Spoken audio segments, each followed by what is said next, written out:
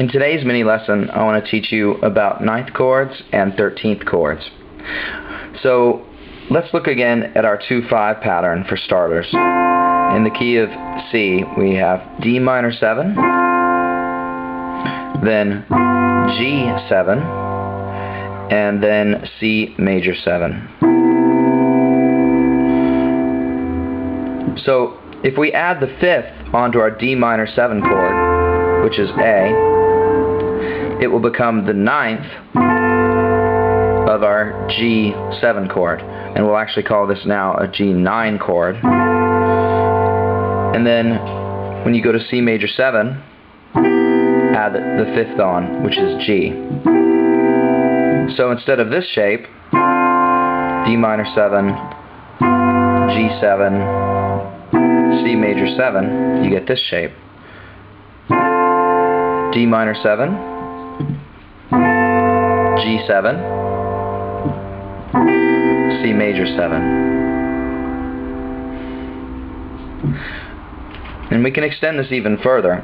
If instead of playing D minor 7 like this, C and F, if we take the C up the octave, we play F and C, then your G7 would be like this, and your C major 7 like this. So D minor 7, G7,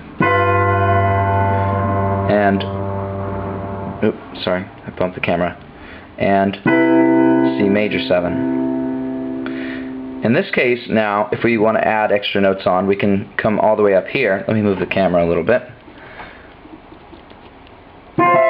So this is, remember this was D minor, F and C, and if we add a note above that, which is E, this is the 9th of a D chord. So this is now D minor 9. And then if we go to our G7 and just leave that note there, that is the 13th of the G7 chord. So we call this a G13 chord. So D minor 7, G13, and then we can resolve this to C major 9, which is our C major chord with the 9th added. So D minor 9, G13, and C major 9.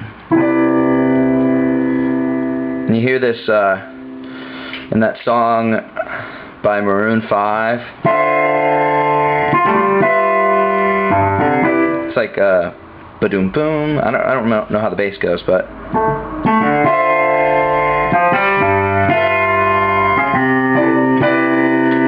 yeah, something like that.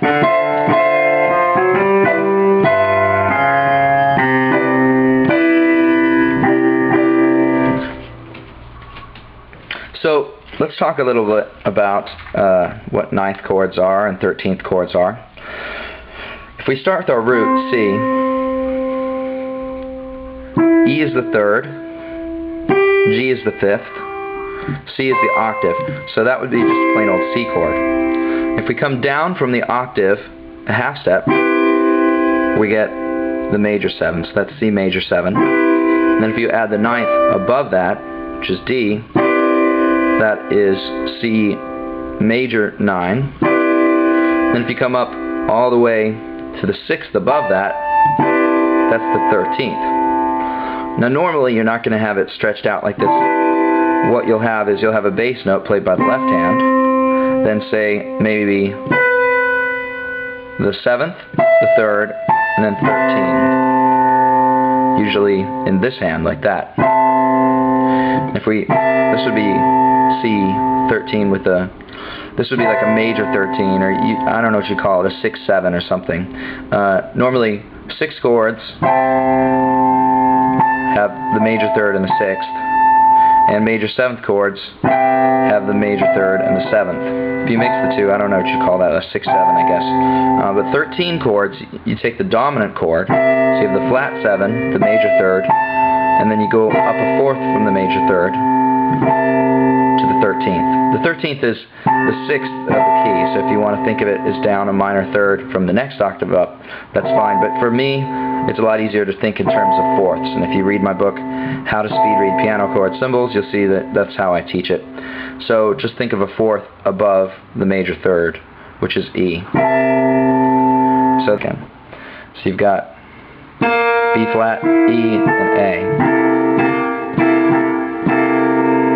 And 13ths and 9ths really go together. For example, if you want to go to F7, which is A and E, and you add the 9th on, which is G.